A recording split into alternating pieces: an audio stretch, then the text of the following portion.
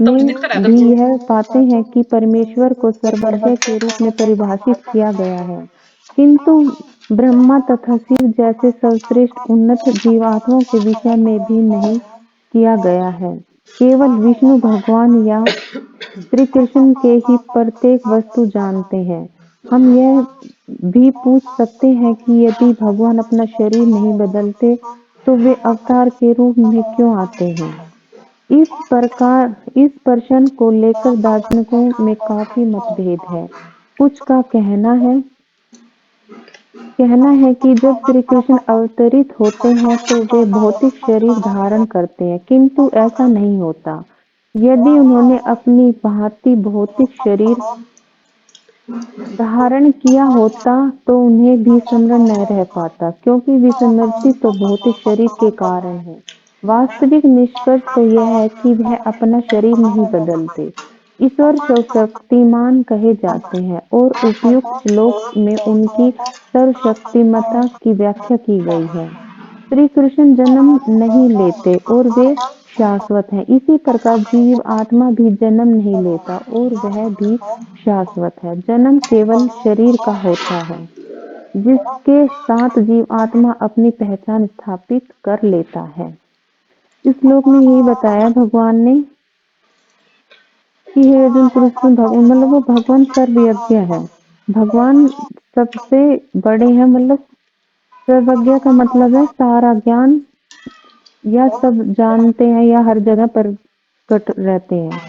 सर्वज्ञ का यही है इसमें।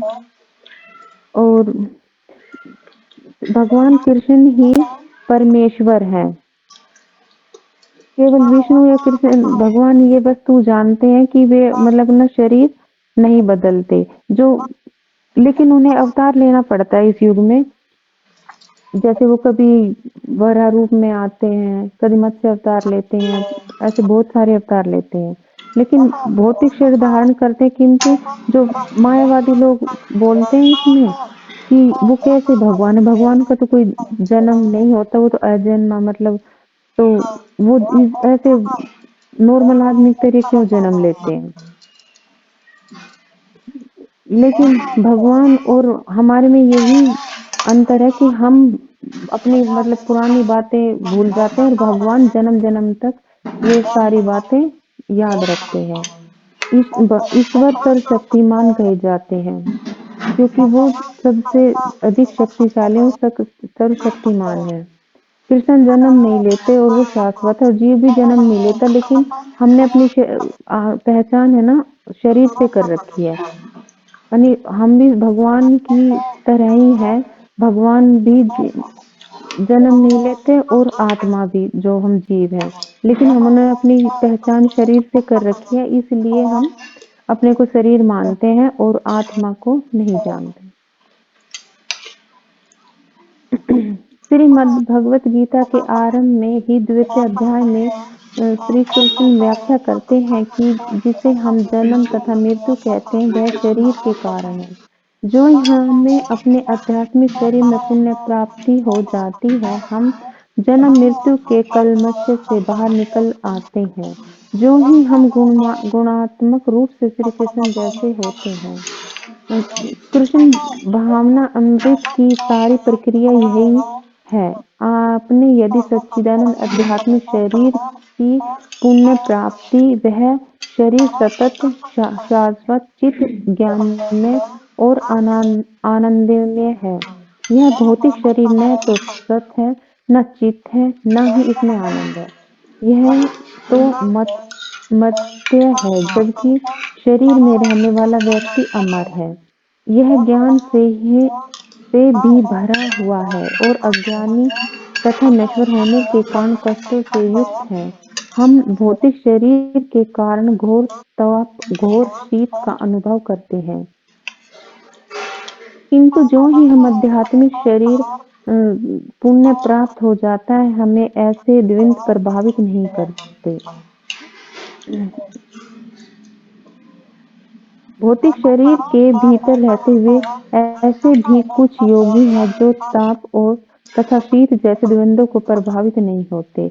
भौतिक शरीर में रहते हुए जब हम आध्यात्मिक उन्नति करने लगते हैं तो इसमें आध्यात्मिक शरीर के गुण आने लगते हैं। यदि हम लोहे को अग्नि में रखते हैं तो वह गर्म होकर लाल होने लगता है और अंत में लोहा न रहकर अग्नि बन जाता है और इसे जो कुछ भी छू जाता है उसमें से लपटें निकलने लगती है। जैसे जैसे हम कृष्ण भावनामृत में प्रगति करेंगे हमारा भौतिक शरीर आध्यात्मिक में बनता जाएगा और उसे भौतिक कलमश से प्रभावित नहीं कर पाएंगे। भगवत गीता के दूसरे अध्याय में श्री कृष्ण भगवान ने व्याख्या की है कि जन्म तथा मृत्यु वह शरीर के ही कारण है। जो ही हम अपने शरीर को आध्यात्मिक जगत में परिवर्तित करते हैं तो हम जन्म मृत्यु के चक्र से बाहर निकल जाते हैं और हमारे में भगवान में बस यही गुण मात्रा का फर्क है, गुणात्मक यही फर्क है कि वो असीमित है और हम सीमित है। हम वो अंश हम भगवान विभू है, हम अंश है। यही हमारे में और भगवान में अंतर है। कृष्ण भावना भाव की और जो हम आध्यात्मिक कृष्ण भावना भावित हो जाते हैं तो हमारा मन चित मतलब आनंद में हो जाता है, मन चित आनंद में हो जाता है। लेकिन हम भौतिक जगत में होते हैं तो हमारे जीवन में कोई आनंद नहीं रहता। और जैसे कि इसमें ये भी बताया कि भौतिक शरीर के कारण हम भौतिक शरीर में रहते हैं तो हम जैसे जब गर्मी ज्यादा होती है तो ऐसे बोलते रहते हैं आज गर्मी बहुत है, आज जैसे सर्दी चल रही है तो 2-3 दिन से ऐसे बोलते हैं कि अब सर्दी बहुत हो रही है, सर्दी बहुत हो रही है। लेकिन जो वैष्णव जो भक्ति में इतने आगे निकल जाते हैं उन्हें तो ना सर्दी का एहसास होता है ना गर्मी का, जो आध्यात्मिक जगत में ज्यादा आगे बढ़ जाते हैं। उन्हें तो कोई भी फर्क नहीं पड़ता कि सर्दी है गर्मी है। उन्हें तो जैसे भगवान ने इस श्लोक में भी बताया ना, मातृ स्पर्शा कौन्तेय अध्याय 2 का 14वां श्लोक में सर्दी गर्मी के बारे में कि सुख दुख तो आते जाते रहते हैं। और जैसे हम लोहे को गर्म करते रहेंगे तो वो एकदम लाल हो जाता है और फिर वो बिल्कुल अग्नि की तरह ही लगता है, जैसे उसको कुछ है नहीं तो उससे जलने का भी वो रहता है। ऐसे ही हमारा जीवन भी है।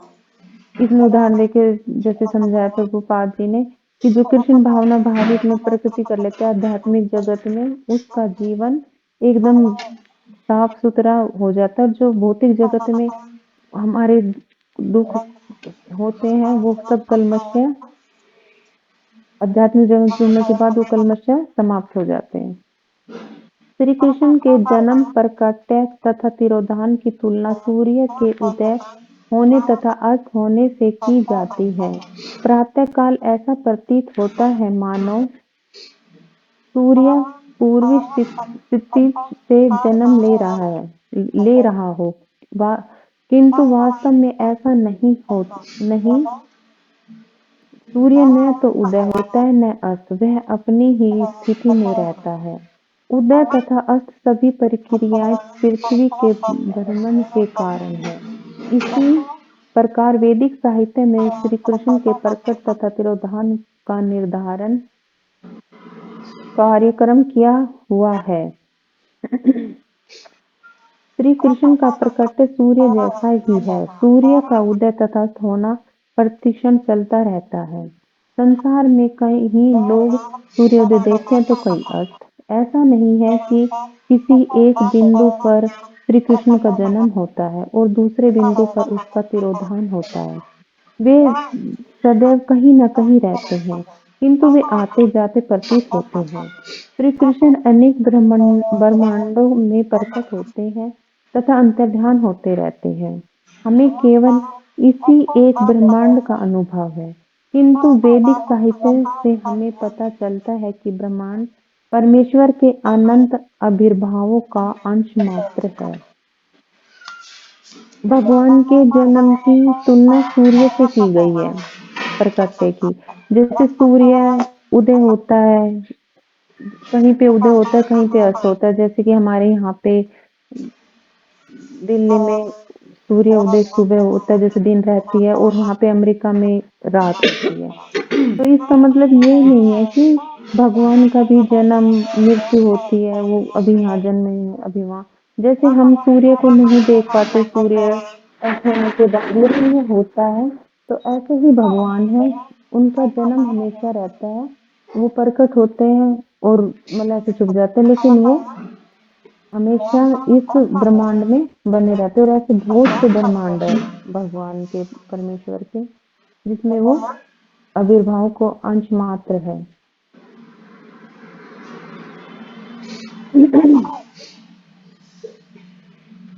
सॉरी माता।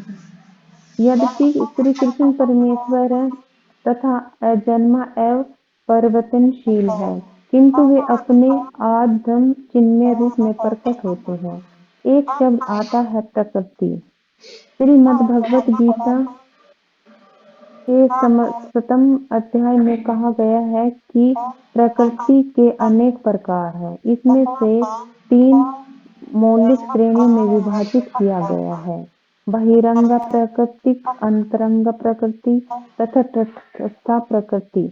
बहिरंग प्रकृति इस भौतिक जगत का प्रकट्य है और श्रीमद् भगवत गीता के 7वें अध्याय में इसे ही अपरा या भौतिक प्रकृति कहा गया है। जब श्री कृष्ण प्रकट होते हैं तो निम्न भौतिक प्रकृति को नहीं अपितु उच्चतर प्रकृति प्रकृति संवाम को स्वीकार करते हैं। कभी कभी राजा अध्यक्ष बंदी गृह में जाकर निरीक्षण करता है और वहां के बंदियों को भी देखता है, किंतु यदि बंदी यह सोचे कि राजा अध्यक्ष जेल में आया है तो वह भी हमारे समान बंदी है, तो वे पागल गलत सोच रहे होंगे, जैसा कि पहले अंकित किया जा चुका है। श्री कृष्ण कहते हैं कि जब ये मनुष्य रूप में अवतरित होते हैं तो मूर्ख जन इनका उपहास करते हैं। श्रीमद् भगवत गीता 9.11। इसमें भगवान ने ये बताया है, भगवान कृष्ण ने, कि परमेश्वर एक है, उनका अजन्मा और उनका कोई भी परिवर्तन नहीं होता और वो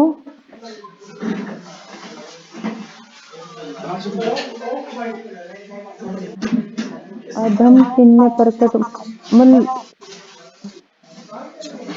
और शब्द आता है प्रकृति।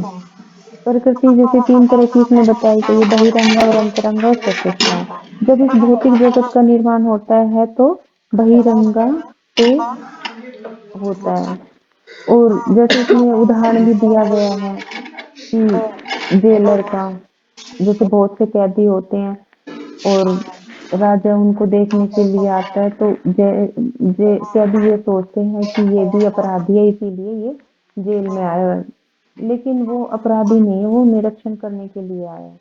ये मूर्खता है हमारी। तो ऐसे ही भगवान के बारे में, जैसे भगवान का जन्म होता है तो हमारे लिए, हमारे दुखों को मिटाने के लिए आते हैं, और हम ये सोचते हैं कि भगवान का जन्म हमारे जैसे ही होता है, जन्म मृत्यु। परमेश्वर होने के कारण श्री कृष्ण यहाँ भी प्रकट हो सकते हैं, और हम आपत्ति करके नहीं कह सकते कि उन्हें आने की मनाही है। वे पूर्ण रूपेण स्वतंत्र हैं और इच्छा अनुसार जब चाहे तब आ सकते हैं और अंतर्ध्यान हो सकते हैं। यदि राजा अध्यक्ष बंदीगृह देखने जाता है तो हम ऐसा नहीं कह सकते कि उन्हें ऐसा करने के लिए बाध्य किया गया है। श्री कृष्ण इसी उद्देश्य के साथ आते हैं और वे पतित बद्ध जीवों का उद्धार करना। श्री कृष्ण को हम नहीं अपितु श्री कृष्ण हमें प्यार करते हैं। वे प्रत्येक प्राणी को अपना पुत्र मानते हैं। इसमें यही बताया गया, जैसे कि अभी मैंने बताया था कि ऊपर, कि अगर कोई ऐसे देखने के लिए आया है वो जेलर, तो वो ये नहीं है कि वो भी कैदी है। तो भगवान तो अपनी इच्छा से कहीं भी प्रकट हो सकते हैं, और हम बद्ध जीवों को स्वतंत्र करने के लिए, अपने धाम में बुलाने के लिए वो इस धरा धाम पे बार बार जन्म लेते हैं। हम उनसे तो क्या प्यार करेंगे, भगवान ही सबको प्यार करते। जैसे कि सतीपति प्रभु जी सुबह बता रहे थे कि भगवान तो इतने दयालु हैं कि कोई उनका नाम ले या ना ले फिर भी वो उनको प्यार करेंगे, उनका भोजन भी पकाएंगे, उनका पूरा मतलब निंद्रा भी लाएंगे, हर चीज की मतलब व्यवस्था करते हैं। और भगवान तो किसी में भी भेदभाव नहीं करते। हम तो क्या भगवान को प्यार करेंगे, भगवान सभी को अपना पुत्र मानते हैं। वो सभी को बद्ध जीवों के आत्मा को उद्धार करने के लिए बार बार जन्म लेते हैं और वो अपने धाम ले जाने के लिए हमें प्रेरित करते हैं। तब योनिषु कौन्तेया मूर्तय संभवन्ति या तस्तासां ब्रह्म महाघोर बीजपत्र पितः। हे कुंती पुत्र तब पर। हरे कृष्णा माता जी, धन्यवाद प्रणाम। माता जी आवाज लगाई थी आपसे, आप बोले नहीं तो हमने क्लास शुरू माता जी कर मैं ली। थोड़ा सा बिजी थी आज, मैं किचन में थी, अभी आई हूँ मैं। ठीक है माता जी। हाँ हरे जी। कृष्णा माता जी, धन्यवाद प्रणाम। जी प्रणाम कीजिए आप। हे कुंती पुत्र, सब प्रकार की योनियों में जितने भी शरीर उत्पन्न होते हैं, मैं उन सबका उत्पत्ति स्थान तो यह भौतिक प्रकृति है और मैं उनका बीज दाता पिता हूँ। पिता पुत्र के प्रति सदैव वत्सल होता है। पुत्र भले ही पिता को भूल जाए किंतु पिता अपने पुत्र को कभी नहीं भूल सकता। श्री कृष्ण हमारे प्रेमवश हमें जन्म मृत्यु के कलेशों से उबारने के लिए इस भौतिक जगत में अवतरित होते हैं। वे कहते हैं कि मेरे प्रिय पुत्रों, तुम इस दुखमय संसार में क्यों सड़ रहे हो? मेरे पास आओ, मैं सबसे तुम्हारी रक्षा करूंगा। हम भगवान के पुत्र हैं और इसी कलेश तथा संदेह से रहित ठाठ से जीवन का उपभोग कर सकते हैं। अतः हमें यह नहीं सोचना चाहिए कि श्री कृष्ण की प्रकृति के नियमों के वशीभूत होकर हमारी तरह यहाँ आते हैं। संस्कृत शब्द अवतार का शाब्दार्थिक अर्थ है जो उतरता है, जो स्वच्छा से आध्यात्मिक ब्रह्मांड से इस भौतिक ब्रह्मांड में उतर आता है, वह अवतार कहलाता है। तभी श्री कृष्ण स्वयं अवतरित होते हैं और कभी वे अपना प्रतिनिधि भेजते हैं। संसार के प्रमुख धर्म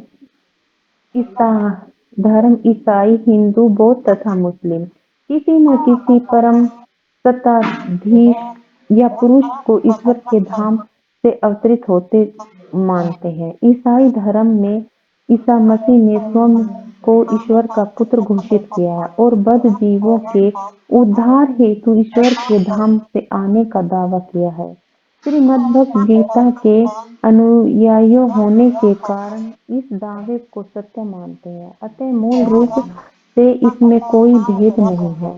वास्तव में वास्तव में जाने पर संस्कृति, जलवायु तथा निवासियों में अंतर होने के कारण कुछ अंतर भले ही पाए जाए किंतु मूल सिद्धांत जैसा का तैसा रहता है कि प्राकृतिक या ईश्वर या उनके प्रतिनिधि बद्ध जीवों को उभारने के लिए आते हैं। इसमें यही बोला गया है कि भगवान कह रहे हैं कि किसी भी योनि में, किसी भी शरीर में कुछ भी उत्पन्न हो, कोई भी जीव हो, कोई भी पशु पक्षी, सबका बीज दाता मतलब सबका मैं ही हूँ, एक मूल सूत्र सबका मतलब बीज दाता पिता मैं ही हूँ। और पिता पुत्र को तो पुत्र तो पिता को भूल सकता है लेकिन पिता पुत्र को नहीं भूल सकते। वो तो मतलब कोई भी गलती, जैसे हम उदाहरण ले सकते हैं कि हमारे से कोई भी गलती हो जाए लेकिन जो हमारे पिता हैं या माता है वो हमारी गलती को कभी भी मतलब ये नहीं है, हमें माफ कर देंगे और अपने पास बुला लेंगे। तो ऐसे ही भगवान बोल रहे हैं कि जो तुम इस जगत में जो दुख भोग रहे हो, संसार में पड़े सड़े हो, आप मेरे पास चलो, मेरे साथ मेरे धाम पे वहाँ पे तुम्हें किसी भी मतलब कोई भी कार्य करने की जरूरत नहीं, एकदम ठाट बाट से रहोगे। और ये मतलब कोई भी कलेश या कुछ भी करने की वो नहीं है अपने। ये भगवान जी बोल रहे कि मैं वहाँ पे इतना सब कुछ अच्छा आध्यात्मिक जगत में। और अब इसमें अवतार का ये बताया गया है कि जो अपनी इच्छा से अवतार लेता है, आध्यात्मिक सब इच्छा से अवतार लेता है, उसको अवतार कहा गया है ब्रह्मांड में। और भगवान कभी तो अपना मतलब अपना अवतार लेते हैं और कभी अपने प्रतिनिधि को भेजते हैं, जैसे गोपाल कृष्ण महाराज जी और श्रील प्रभुपाद इन प्रतिनिधियों को भेजते हैं हमारे लिए कि हमारा उद्धार हो जाए। और संसार में जैसे कि धर्म तो परिवर्तित होते रहते हैं, जैसे ईसाई धर्म ये, लेकिन जो धर्म तो एक ही है, लेकिन जो श्रद्धा है, जैसे हमारी आज श्रद्धा भगवान कृष्ण में, कल भोले में हो सकती है या देवी में हो सकती है, लेकिन धर्म तो लगभग सबका एक ही रहेगा, चाहे आप कहीं पे भी जा लो।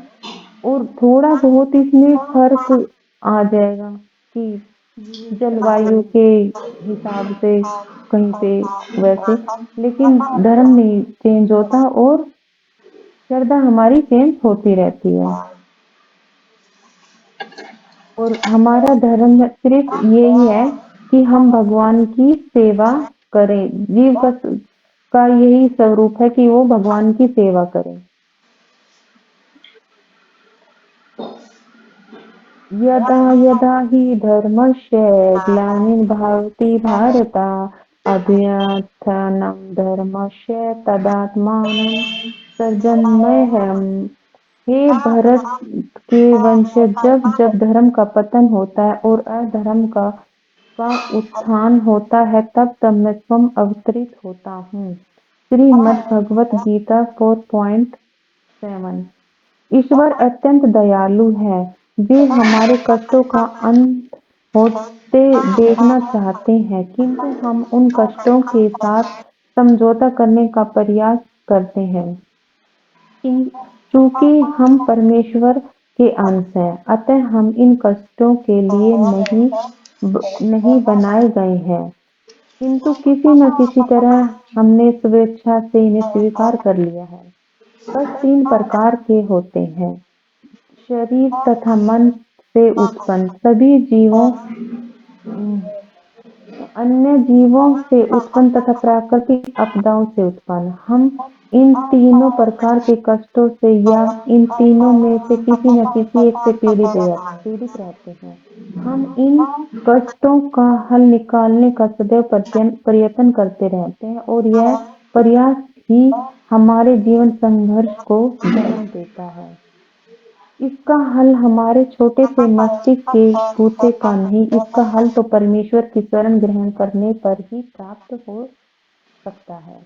हम तभी सुखी रह सकते हैं जब हम अपनी वैधानिक स्थिति को पुनः प्राप्त कर लें, और इस स्थिति को प्राप्त करने का साधन श्रीमद्भगवत गीता है। ईश्वर तथा उनके प्रतिनिधि भी हमारी सहायता करने आते हैं। जैसा कि पहले कहा जा चुका है कि प्रकृति से हम भौतिक संसार में अवतरित होते हैं और उन पर जन्म मृत्यु जरा व्याधि तथा व्याधि के कोई भी नियम लागू नहीं होते। श्री कृष्ण अर्जुन को संसार में अपने अवतार लेने के लिए निम्नलिखित कारण बताते हैं। ठीक है माता जी, इसमें ये यहीं बताया पे रुक गया। जाइए। हाँ यहीं माता पे जी, ठीक है बस, माता जी, यहीं बाकी तक ही बाकी कल है। पढ़ेंगे माता जी, ठीक है। जी माता जी, हाँ। तो एक बार सब अनम्यूट करके माता जी का धन्यवाद करेंगे, हरे कृष्ण महामंत्र बोल के। हरे कृष्णा हरे हरे कृष्णा कृष्णा हरे कृष्णा कृष्णा कृष्णा कृष्णा हरे कृष्णा हरे हरे हरे हरे राम हरे राम हरे राम हरे। राम राम राम हरे राम हरे। तो बहुत हरे बहुत कृष्णा धन्यवाद माता माता जी, जी का। दंडवत प्रणाम सभी। तो आज हमारे ग्रुप में एक नई माता जी आई हैं, अमन रेड्डू के नाम से। उनका नाम है तनु, और वो फर्स्ट टाइम आई है यहाँ पर। तो एक बार सब अनम्यूट करके माता जी का स्वागत करेंगे कि वो पहली बार हमारे ग्रुप में आई हैं आज। तो सब अनम्यूट करके हरे कृष्ण महामंत्र बोलेंगे। हरे कृष्णा हरे कृष्णा कृष्णा कृष्णा हरे कृष्णा हरे, हरे कृष्णा राम हरे राम हरे हरे। राम राम तो हरे माता जी आपका बहुत बहुत धन्यवाद जो है स्वागत है हमारे ग्रुप में आने के लिए। अभी आपको समझ नहीं आएगा कि हम क्या पढ़ रहे हैं, क्योंकि अभी हम भगवत गीता ना पढ़ के हम कोई दूसरी बुक पढ़ रहे हैं। भगवत गीता हमने 6 अध्याय पहले कंप्लीट कर लिए हैं, उसके थोड़े दिन बाद फिर हम दोबारा से शुरू करेंगे उसको। तो अभी आपको समझ नहीं आएगा कि हम क्या पढ़ रहे हैं, लेकिन आप जो है डेली आते रहिएगा।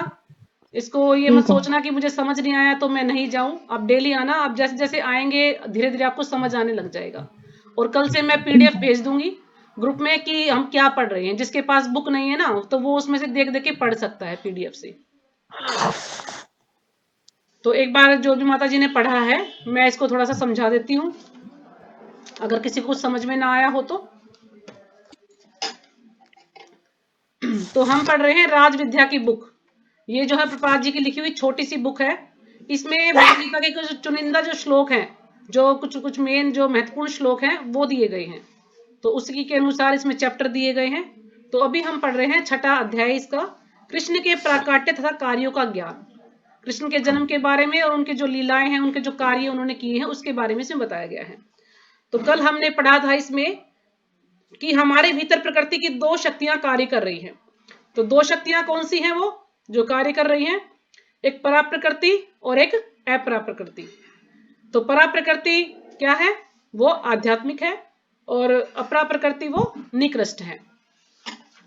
जो जीव हैं, जो कि हम सब हैं, जितने भी जीव हैं वो सब परा प्रकृति में आते हैं। लेकिन वो उनको तटस्थता शक्ति कहा गया है जीवों को। क्यों? क्योंकि वो तट पर रहते हैं। अगर वो अच्छे कार्य करते हैं, उनकी चेतना शुद्ध है, तो वो आध्यात्मिकता की तरफ जाएंगे, परा प्रकृति की तरफ जाएंगे, तो वो भक्ति में लग जाएंगे। लेकिन अगर चेतना शुद्ध नहीं है तो वो फिर अपरा प्रकृति की तरफ जाएंगे, और फिर वो कुछ भी गलत कार्य करेंगे या फिर भौतिक संसार में ही लगे रहेंगे। भगवान के बारे में जानने का प्रयास नहीं करेंगे, बस अपने भौतिक संसार में ही लगे रहेंगे। जैसे कि जो पशु हैं, पशु क्या करते हैं? पशु 4 कार्य करते हैं: आहार, निद्रा, भय, मैथुन। यानी उन्हें खाने की चिंता है, सोने की चिंता है, उन्हें रक्षा करनी है, अगर कोई उन्हें मारना चाहता तो रक्षा करना चाहते हैं वो, और बच्चे पैदा करते हैं। बस 4 कार्य करते हैं। अगर इंसान जन्म, मनुष्य का जन्म मिलने के बाद भी अगर मनुष्य भी 4 कार्य करेगा, बस ये 4 कार्यों में लगा रहेगा कि खाना, सोना, बच्चे पैदा करना और अपनी रक्षा करना, तो इंसान में और पशु में कोई भी फर्क नहीं होगा। तो इसलिए प्रभुपाद जी यहाँ पर हमें समझाने का प्रयास कर रहे हैं कि जो मनुष्य जीवन मिला है, हमें इसे बेकार में, इसको व्यर्थ नहीं गंवाना है। क्योंकि मनुष्य का जीवन जो मिलता है वो 84 लाख योनियों के बाद मिलता है। उससे पहले कीड़े मकोड़े, कुत्ते, बिल्ली, पशु पक्षी, पता नहीं क्या क्या हम बनते हैं। लास्ट में जाके हमें मनुष्य का जन्म मिलता है। अगर अभी भी हम इस मनुष्य के जीवन को ऐसे ही व्यर्थ गवा देंगे, तो फिर से दोबारा हमें जन्म मिलेगा। तो जरूरी नहीं कि हमें दोबारा भी मनुष्य का जन्म मिलेगा। जिस प्रकार के हमारे कर्म होंगे उसी के अनुसार हमें जन्म मिलेगा। अभी हम मनुष्य शरीर में हैं, तो हो सकता है कभी हम कुत्ता बन जाएं, बिल्ली बन जाएं, चींटी बन जाएं, मकोड़ा बन जाएं, कुछ भी बन सकते हैं। अपने कर्मों के अनुसार भगवान हमें बना देंगे। यदि हम भगवान का नाम लेते हैं और किसी कारणवश हम भगवान के धाम नहीं जा पाते हैं, हमारी भक्ति पूरी नहीं हो पाती है, तो फिर हमें दोबारा से मनुष्य का जन्म मिल सकता है, और फिर हम दोबारा से अपनी भक्ति शुरू कर सकते हैं। लेकिन यदि हम जो भौतिक संसार की जो पढ़ाई हम करते हैं, उसको हम कितना भी पढ़ लें, जैसे ही हमारा दोबारा जन्म होगा हम फिर से वही ABCD कह के घेड़े से शुरू करना पड़ेगा। लेकिन ये भक्ति जो है, अगर हमने भक्ति, थोड़ी सी भी भक्ति की है भगवान की, तो जब हमें अगला जन्म मिलेगा तो दोबारा से हम ये भक्ति शुरू कर सकते हैं। मान लीजिए हमने 10% भक्ति की है, तो अगले जन्म में हमें 11% से शुरू करेंगे। ये नहीं कि हमने जो भक्ति की है वो व्यर्थ जाएगी, बिल्कुल व्यर्थ नहीं जाएगी। ये हमारी स्टोर हो जाएगी, और अगले जन्म में हमें फिर आगे से हम इसको शुरू करेंगे। तो इसलिए हमें सब लोगों को भक्ति करनी चाहिए, क्योंकि भक्ति एक ऐसी है जो कि हमें कभी नष्ट नहीं होती। वो हमें दोबारा भी जन्म मिलता है तो आगे से हम उसको शुरू करते हैं, वो हमारी जो है स्टोर हो जाती है। जैसे हमारा बैंक बैलेंस हम बैंक में डाल देते हैं, पैसा जमा हो जाता, तो इस तरह से भक्ति जो हमारी जमा हो जाती है। यानी भक्ति हमारी बेकार नहीं जाती, अगले जन्म में हमें दोबारा से ये मिल जाती है। तो इसमें यही बताया था कि अपरा और परा प्रकृति, अपरा परा प्रकृति अंतरंगा शक्ति भी बोलते हैं, है ना, योग माया भी बोलते हैं, और परा प्रकृति भी, तो कई नाम है इसके, ठीक है। और अपरा प्रकृति को महामाया भी बोलते हैं, दुर्गा देवी भी बोलते हैं, और अपरा प्रकृति भी बोलते हैं। तो कई नामों से इसको हम जान सकते हैं।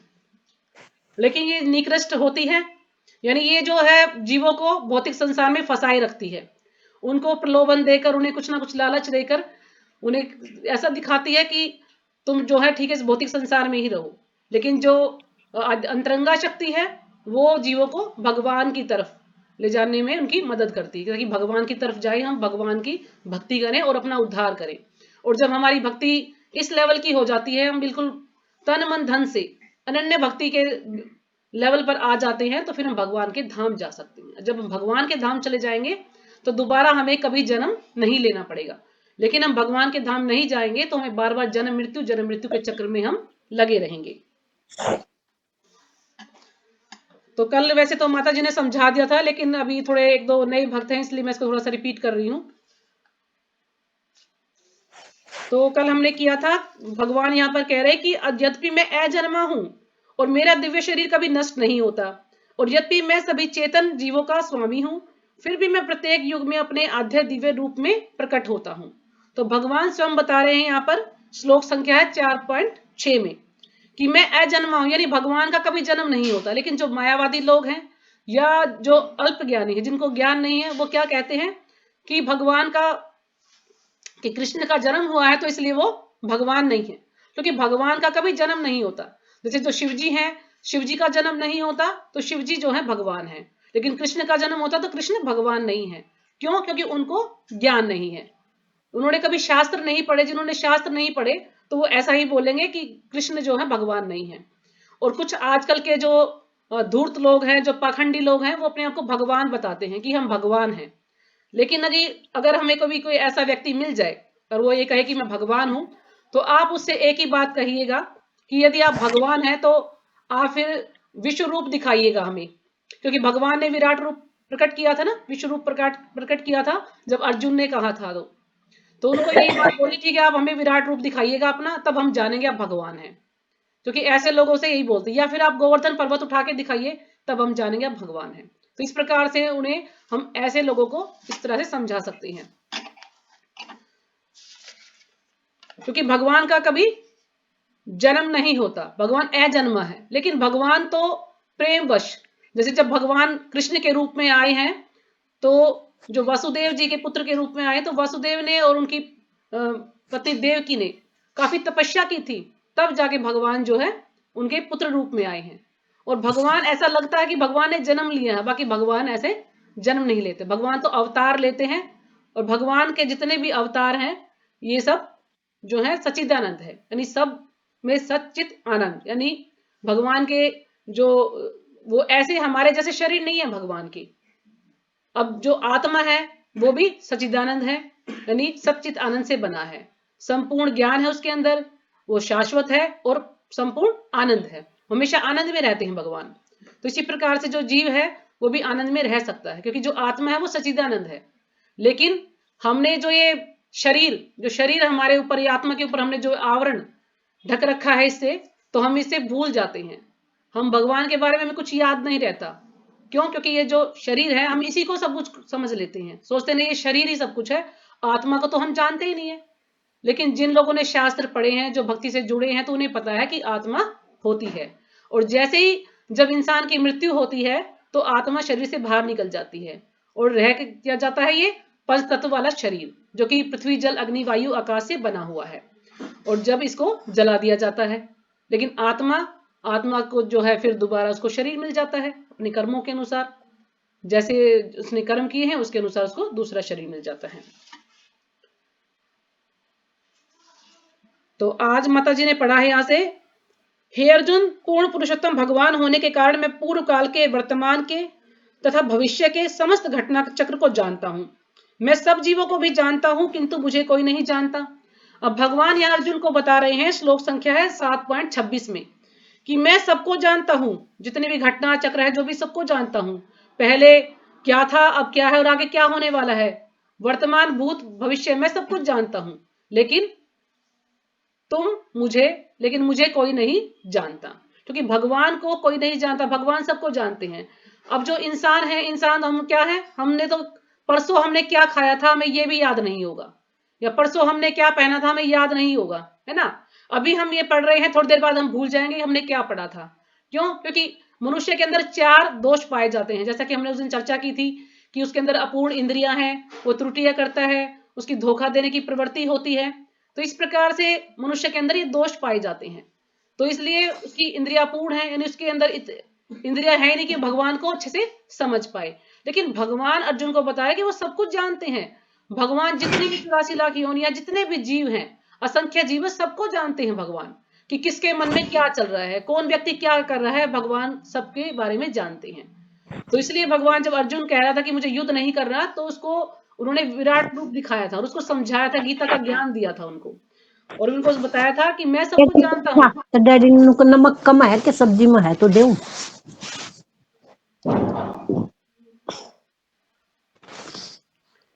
पहले भी ये सावित्री माता जी म्यूट कर लो अपना।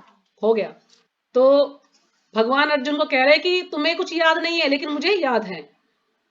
हम पहले ये सावित्री जितने भी समझाते डैडी ने देख नमक कम राजा है क्या हैं, ये सब्जी में। पहले भी थे और तुम भी थे, मैं भी था, लेकिन तुम्हें याद नहीं है, मुझे सब कुछ है। तो भगवान को ये गंदा सब नहीं कुछ है, याद साफ रहता है है। धुला हुआ। माता जी एक को चुप कर किया तो दिया। दूसरा बोलना स्टार्ट कर दिया आपने। सॉरी माता, इसको बंद किया। ऐसे डिस्टर्बेंस होती है ना माता जी, आप थोड़ा ध्यान रखा कीजिए सभी लोग कि अपना म्यूट रखें। जितना जब बोलने के लिए बोला जाए तभी अनम्यूट करें। तो ठीक है ना, भगवान जो है सबके बारे में जानते हैं, माता लेकिन जी, जीव किसी के बारे में नहीं ये जानते। रह गया था इसमें, ये श्लोक तो मैंने पढ़ दिया था, एक्सप्लेन कर दो, यदा यदा ही धर्मस्य वाला। हाँ करूंगी माता जी, मैं सीरियल वाइज चल रही हूँ, अभी थोड़ा थोड़ा समझाती चल जी। रही हूँ। तो जैसे यहाँ पर एक लाइन आई थी ना अभी कि श्रीमद् भागवत में भी हम पाते हैं कि परमेश्वर को सर्वज्ञ के रूप में परिभाषित किया गया है, किंतु ऐसा ब्रह्मा तथा शिव जैसे सर्वश्रेष्ठ उन्नत जीवात्माओं के विषय में भी नहीं किया गया है। यानी जो भगवान के बारे में बताया गया है कि भगवान क्या है, सर्वज्ञ है। भगवान अणु अणु में है, हर जगह भगवान है, पत्थर में भी भगवान है। अगर आप जानो तो भगवान हर चीज में है। जैसे जब नरसिंह अवतार हुआ था तो प्रहलाद महाराज हिरण्यकश्यप ने कहा कि खंबे में भी भगवान है। प्रहलाद महाराज ने कहा हाँ इसमें भी भगवान है, और खंबे से प्रकट हो गए थे नरसिंह भगवान। तो इसलिए अणु अणु में, हर चीज में भगवान उपस्थित हैं, लेकिन हमें दिखाई नहीं देते। क्यों? क्योंकि हमारी इंद्रियां अपूर्ण है, हमें वो दृष्टि नहीं है, हमारी ऐसी दिव्य दृष्टि नहीं है हमारे पास कि हम भगवान को देख सकें। क्यों? क्योंकि अभी हमारी जो इंद्रियां वो जड़ हैं। इनको बोला जाता है चमड़े की आंखें। हमारी जो चमड़े की आंखें हैं, तो हम इनसे भगवान को देख नहीं सकते हैं। लेकिन जब हम धीरे धीरे भक्ति करेंगे, हमारा हृदय बिल्कुल शुद्ध हो जाएगा और हम बिल्कुल पूरी तरह से भगवान की शरणागत हो जाएंगे, तो हम भगवान को देख पाएंगे, नहीं तो हम भगवान को नहीं देख पाएंगे। तो जो ब्रह्मा जी हैं, अब ब्रह्मा जी में बताया गया कि ब्रह्मा जी के अंदर 50 गुण होते हैं। अगर हम भागवतम पढ़ेंगे तो उसमें बताया कि ब्रह्मा जी के अंदर 50 गुण होते हैं, शिव जी के अंदर 55 गुण होते हैं, और जो नारायण है उनके अंदर 60 गुण होते हैं, और जो कृष्ण भगवान है उनके अंदर 64 गुण होते हैं। तो जो कृष्ण भगवान है सबसे ज्यादा गुण उनके अंदर होते हैं, तो इसलिए वो सर्वज्ञ हैं, वही परम पुरुष भगवान है, और सभी का पालन करने वाले ही कृष्ण हैं। तो भगवान ने जितने भी, अब देखने में आता कि ब्रह्मा जी ने सृष्टि की है, तो भगवान ने सबको सेवाएं दे रखी हैं कि आपको ये कार्य करना है, आपको वो कार्य करना है। तो सब जैसे जैसे भगवान ने इनको बोला है सृष्टि करने के लिए, भगवान बीज डालते हैं और जो प्रकृति है वो गर्भस्थ हो जाती है, और फिर ब्रह्मा जी को कहते हैं कि आप सृष्टि कीजिए। तो इस प्रकार से ये जो है चक्र चलता रहता है, ब्रह्मा जी जो है फिर सृष्टि करते हैं।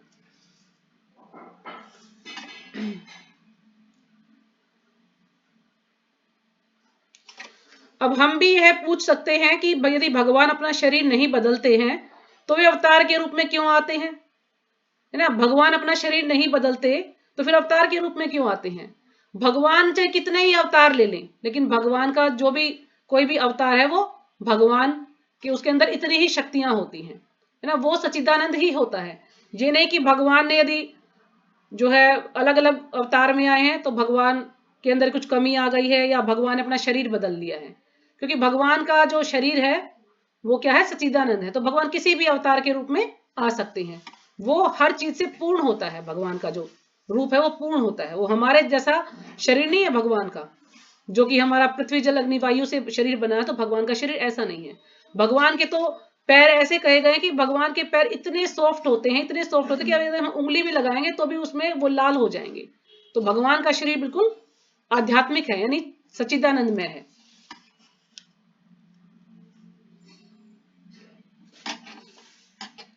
जैसे यहाँ पे बता रखा है ना आगे कि कृष्ण भावामृत की सारी प्रक्रिया यही है, अपने आदि सच्चिदानंद आध्यात्मिक शरीर को पुनः प्राप्ति।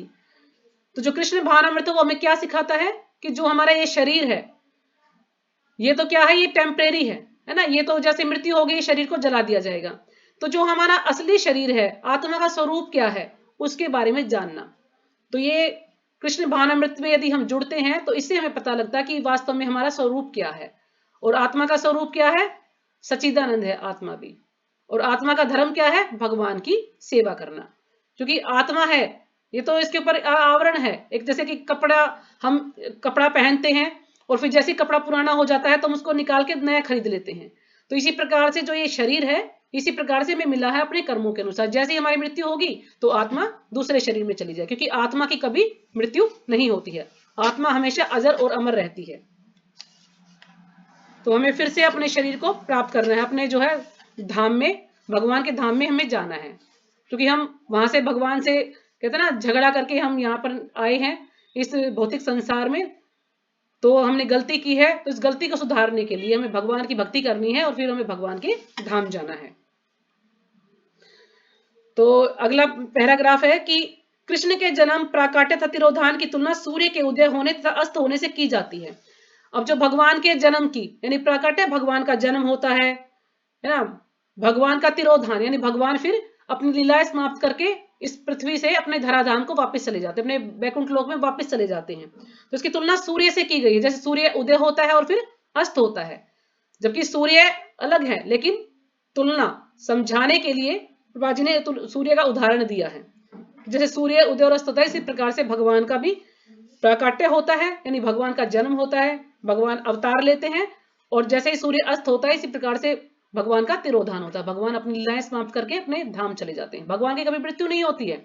जैसे कहते हैं ना कि जब भगवान कृष्ण के रूप में आए तो तीर लगने से भगवान की मृत्यु होगी, नहीं, भगवान की मृत्यु कभी नहीं होती है, वो तो एक लीला थी भगवान ने, क्योंकि भगवान को यहां से वापस जाना था। भगवान की कभी मृत्यु नहीं होती है।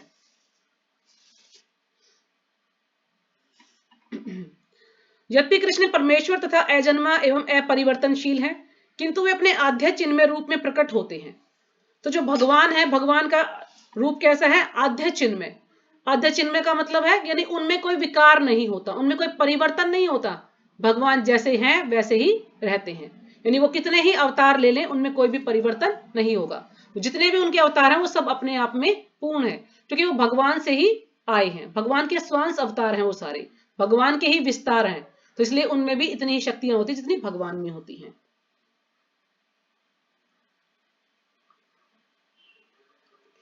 तो प्रकृति की हमने जैसे चर्चा कर ली है शुरू में ही, बहिरंगा प्रकृति और अंतरंगा प्रकृति, वही परा प्रकृति और अपरा प्रकृति। तो इसको कई नामों से हम लोग पुकारते हैं, अलग अलग नाम है इनके। तो यहाँ पर जैसे एक उदाहरण दिया है प्रभुपाद जी ने कि जब कृष्ण प्रकट होते हैं तो वे निम्न भौतिक प्रकृति को नहीं अपितु उच्चतर प्रकृति स्वाम को स्वीकार करते हैं, है ना। भगवान जो उच्चतर प्रकृति है यानी अंतरंगा शक्ति है उसी को स्वीकार करते हैं, भौतिक प्रकृति को नहीं। कभी कभी राजा अध्यक्ष बंदी गृह में जाकर निरीक्षण करता है और वहां के बंदियों को भी देखता है, किंतु यदि बंदी है सोचे कि राजा अध्यक्ष जेल में आया है अतः वह भी हमारे समान बंदी है। अब भगवान अवतार लेते हैं तो जो अल्पज्ञ लोग हैं, जिनकी मंद बुद्धि है, वो क्या सोचते हैं कि भगवान ने अवतार लिया, भगवान इस पृथ्वी पर आए तो वो भगवान नहीं है, वो भी हमारे जैसे ही जीव हैं, जैसे कि हम हैं बद जीव। लेकिन नहीं, अब मान लीजिए कोई कंपनी का मालिक है और वो कंपनी का मालिक जो है एक दिन दौरे पर जाता कि मैं देख के आता भी कंपनी में क्या चल रहा है, तो क्या वो जैसे जो और वर्कर काम करे उसकी भी वो भी उन जैसा ही हो जाएगा? मालिक तो मालिक ही रहेगा ना, वो तो उनको देखने के लिए गया है। तो इसी प्रकार से जो राजा है, यदि राजा जेल में देखने जाता है कैदियों को, तो क्या वो भी कैदी बन जाएगा? नहीं, वो तो राजा ही रहेगा। तो इसी प्रकार से भगवान आते हैं इस पृथ्वी पर, जन्म लेते हैं, किस लिए आते हैं? भगवान जो है अपने भक्तों का उद्धार करने के लिए, दुष्टों का नाश करने के लिए और धर्म की फिर से स्थापना करने के लिए भगवान समय समय पर हर युग में अवतार लेते हैं। तो उसे ये नहीं समझे कि भगवान तो हमारे जैसे ही होंगे। भगवान तो इस भौतिक संसार में रहते हैं, हमारे तरह ही सारे कार्य करते हैं, भगवान खाते हैं, भगवान शादी करते हैं, भगवान रहते नहीं, भगवान बिल्कुल अलग होते हैं, भगवान हमारे जैसे नहीं हो सकते हैं। लेकिन भगवान ये हम सभी को कर्म करके दिखाते हैं, क्योंकि भगवान इसलिए कर्म करते हैं ताकि हम इनसे शिक्षा लें। अगर भगवान कर्म नहीं करेंगे तो फिर हम भी सोचेंगे हमें भी ऐसे ही करना। जैसे अब भगवान को जो है टीचर की क्या, गुरु की क्या आवश्यकता थी भगवान को? भगवान तो स्वयं भगवान है और सभी को शिक्षा दे सकते हैं। लेकिन हम जैसे लोगों को सिखाने के लिए कि हम सबको गुरु अवश्य बनाना चाहिए, तो इसलिए भगवान ने सांदीपनी मुनि से शिक्षा ली और वो गुरुकुल में रहे। तो परमेश्वर होने के कारण कृष्ण यहां कभी भी प्रकट हो सकते हैं और आपत्ति करके नहीं कह सकते कि उन्हें आने की मनाही है ना। परमेश्वर का जब मन करेगा जब वो प्रकट हो जाएंगे, क्योंकि बताया जाता है कि भगवान का जब भी खेलने का मन करता है ना, जैसे छोटे बच्चे गुड्डे गुड़िया से खेलते हैं ना, और जब उनके खिलौने टूट जाते हैं या जो खेल के उनका मन भर जाता है तो वो उनको उठा के रख देते हैं। तो इसी प्रकार से भगवान का भी जब खेलने का मन करता है तो भगवान ये सृष्टि की रचना करते हैं, और जैसे ही जब उनका मन भर जाता है या उनका मन नहीं करता है तो वो अपनी सृष्टि को समेट लेते हैं। यानी उनके श्वास, जैसे वो श्वास छोड़ते हैं तो इस सृष्टि की रचना होती है, जैसे श्वास अंदर लेते हैं तो सृष्टि समाप्त हो जाती है। तो ये भगवान के ऊपर डिपेंड करता है भगवान का क्या कब मन करता है, क्योंकि हम क्या है, हम कठपुतलियां हैं। भगवान हमको अपने मर्जी से नचा रही हैं, जैसे भगवान हमें नचाएंगे हमें नाचना पड़ेगा, हमारे हाथ में कुछ भी नहीं है। वे पूर्ण रूपेण स्वतंत्र हैं और इच्छानुसार जब चाहे तब आ सकते हैं और अंतर्ध्यान हो सकते हैं। तो भगवान की इच्छा है, भगवान जब आना चाहें आएंगे और जब जाना चाहेंगे, अंतर्ध्यान होना चाहेंगे तो भगवान अंतर्ध्यान हो जाएंगे। यदि राजाध्यक्ष बंदी गृह देखने आ जाता है तो हम ऐसा नहीं कह सकते कि उन्हें ऐसा करने के लिए बाध्य किया गया होगा। कृष्ण किसी उद्देश्य के साथ आते हैं, वह है पतित बद्ध जीवों का उद्धार करना। कृष्ण को हम नहीं अपितु कृष्ण हमें प्यार करते हैं, वे प्रत्येक प्राणी को अपना पुत्र मानते हैं। तो जैसे ये श्लोक है आगे, सर्व योनिषु कौन्तेय मूर्ते संभवंती या तासाम ब्रह्म महद्यो निर्हम बीज प्रदा पिता। हे कुंती पुत्र, सब प्रकार की योनियों में जितने भी शरीर उत्पन्न होते हैं उन सबका उत्पत्ति स्थान तो यह भौतिक प्रकृति है और मैं उनका बीजदाता पिता हूं। तो ये श्लोक संख्या है 14.4 भगवद गीता का। तो भगवान यहाँ पर बता रहे हैं कि प्रकृति के द्वारा ही उनकी उत्पत्ति होती है और उनका सबका बीज दाता पिता कौन है? मैं, यानी भगवान ही बीज डालते हैं। जैसे ही भगवान दृष्टि डालते हैं माया देवी पर, वो गर्भस्थ हो जाती है। लेकिन जो भौतिक प्रकृति है वो अपनी मर्जी से कुछ नहीं करती है, जैसे जैसे भगवान उसको ऑर्डर देते हैं, आज्ञा देते हैं, उसी प्रकार से वो कार्य करती है। क्योंकि जो प्रकृति है वो भगवान की अध्यक्षता में कार्य करती है, अपनी मर्जी से वो कुछ भी कार्य नहीं करती है। तो पिता पुत्र के प्रति सदैव वत्सल होता है। पुत्र भले ही पिता को भूल जाए किंतु पिता अपने पुत्र को कभी नहीं भूलता। अब जैसे आपने इस भौतिक संसार में भी देखा होगा कि चाहे पुत्र कैसा ही हो, है ना, बच्चे कैसे ही हो, लेकिन जो माँ बाप है, जो पिता है, वो कभी भी अपने बच्चों को भूलते नहीं है, चाहे बच्चे उनके साथ कैसा ही बर्ताव करें, है ना। लेकिन जो पिता है वो फिर भी अपने बच्चों के बारे में भला ही सोचता है, हमेशा उनका भला करने की कोशिश करता है। अगर बच्चे उन्हें ना भी पूछे तो भी वो कभी उनको बद्दुआ नहीं देगा, हमेशा उनका भला ही चाहेगा, सोचेगा नहीं मेरे बच्चे खुश रहें, चलो मुझे नहीं पूछते लेकिन वो खुश रहें। तो इसी प्रकार से जो भगवान है, भगवान भी हमेशा हमारे साथ पक्षपात नहीं करते, हमेशा हमें प्यार ही करते हैं, हमारे साथ अच्छा ही करते हैं। अब कुछ लोग क्या कहते हैं कि जैसे कुछ अच्छा हो गया तो कहेंगे कि ये तो हमारे मेहनत का नतीजा है, और बुरा हो गया तो भगवान ने कर दिया। जब अच्छा हुआ तब तो तुमने भगवान को याद नहीं किया, तो भगवान ने जब अच्छा नहीं किया तो भगवान बुरा क्यों करेंगे? लेकिन उनकी सोच है ये, जब अच्छा करेंगे तो उनकी मेहनत का नतीजा, और बुरा हो गया तो भगवान ने कर दिया। लेकिन भगवान जो है, जैसे जैसे हम भगवद गीता पढ़ेंगे तो आगे उसमें बताया कि भगवान जो है कभी पक्षपात नहीं करते हैं। जो भी ये दुख, जो भी कष्ट हमारे जीवन में आते हैं ये सब हमारे कर्मों के अनुसार आते हैं, क्योंकि अब जीव जैसे कर्म करेगा तो भगवान उसको सुधारने के लिए, बच्चा कोई गलती करता है तो माँ बाप उसको सुधारने के लिए कभी डांट लगाते हैं, कभी थप्पड़ लगाते हैं, ताकि बच्चा गलत राह पर ना चले। तो इसी प्रकार से भगवान भी यदि हम कोई गलती करते हैं तो उसी के अनुसार हमें कष्ट देते हैं, ताकि हम धीरे धीरे जो है शुद्ध हो जाए। हमने जो भी गलती की है उसकी सजा तो मिलेगी ही। अब कोई अपराधी कोई किसी का मर्डर कर देता है या किसी के साथ कुछ गलत करता है, किसी का धन चुरा लेता है, तो पुलिस उसको सजा देती है ना। तो इसी प्रकार से हम जीव भी जो भी गलती करते हैं तो भगवान उसी प्रकार से हम लोगों को सजा देते हैं। तो कभी ये नहीं सोचना चाहिए कि भगवान हमारे साथ पक्षपात करते नहीं, जैसा हम कर्म करेंगे उसी के अनुसार हमें फल भुगतना ही पड़ता है। तो जो भी हमारे जीवन में कष्ट आते हैं ये सब हमारे कर्मों के कारण ही है। जैसे हम कर्म करके आए हैं वैसे ही हमें भुगतने पड़ेगा, लेकिन हमें इस चीज का पता नहीं चलता। क्यों? क्योंकि हम तो ये बोलते ना हमने तो ऐसा किया ही नहीं। क्यों? क्योंकि कुछ हमें याद ही नहीं रहता। जब हमें परसों हमने क्या खाया था वो हमें याद नहीं रहेगा तो हमें अपने पूर्व जन्म कैसे याद रहेगा। लेकिन भगवान तो सब कुछ जानते हैं। भगवान के पास एक एक जो कहते हैं ना सेकंड का भी हिसाब किताब रहता है कि हमने इस समय में क्या किया था। तो भगवान सबके बारे में जानते हैं। वे कहते हैं कि मेरे प्रिय पुत्रों, तुम इस दुखमय संसार में क्यों सड़ रहे हो, मेरे पास आओ, मैं सब प्रकार से तुम्हें रक्षा करूंगा। हम भगवान के पुत्र हैं और किसी कलेश तथा संदेह से रहित ठाठ से जीवन का उपभोग कर सकते हैं। अतः हमें यह नहीं सोचना चाहिए कि कृष्ण भी प्रकृति के नियमों के वशीभूत होकर हमारी तरह यहाँ आते हैं। तो भगवान तो हमें बुलाना चाहते हैं, भगवान तो चाहते हैं कि हम सारे जीव उनके पास चले जाएं, और वो स्वयं आते हैं। चैतन्य महाप्रभु के रूप में भगवान आए हैं, भक्त के रूप में आए हैं, हमें भक्ति सिखाने के लिए, हमें समझाने के लिए कि किस प्रकार से हमें भक्ति करनी है और किस प्रकार से हम भक्ति करके अपना उद्धार करना है और भगवान के धाम जाना है। लेकिन फिर भी कोई भक्ति नहीं करना चाहता। भगवान जो है गली गली नगर नगर घूमकर सबको भक्ति के बारे में बताते हैं, भगवान के नाम के बारे में बताते हैं कि हमें भगवान का नाम जपेंगे तो हम शुद्ध हो जाएंगे और हम भगवान के धाम चले जाएंगे। लेकिन जो जीवात्मा है वो जो है सुनना नहीं चाहता, वो कुछ भी करना नहीं चाहता, वो सिर्फ मौज मस्ती करना चाहता है। नहीं नहीं, भगवान का नाम नहीं लूंगा। जब कभी कोई मुश्किल आएगी ना तो फिर भगवान को याद करेंगे, लेकिन जब सब कुछ सही रहेगा तो फिर भगवान को भूल जाएंगे।